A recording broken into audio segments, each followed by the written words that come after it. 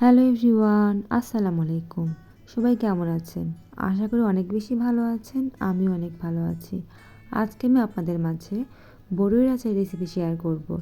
এটার জন্য ফার্স্টে আমি বড়ি কিউব কিউব করে কেটে নিয়েছি এবং এখানে অ্যাড করতেছি হলো মরিচের গুঁড়া, লবণ এবং হলুদের গুঁড়া।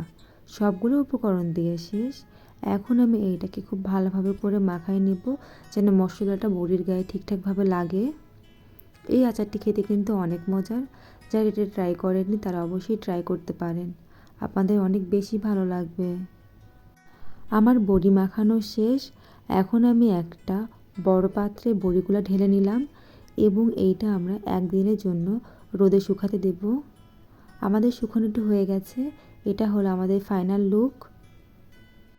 এখন আমি একটা পাত্রে শুকনো বড়িগুলো ঢেলে নিলাম এবং এখানে অ্যাড করতেছি হলো আগে থেকেই ভেজে গুঁড়া করে নেওয়া মরিচ, পাঁচফোড়ন, সস এবং মৌরি গুঁড়া এবং এখানে আমি অ্যাড করতেছি হলো সরিষার তেল।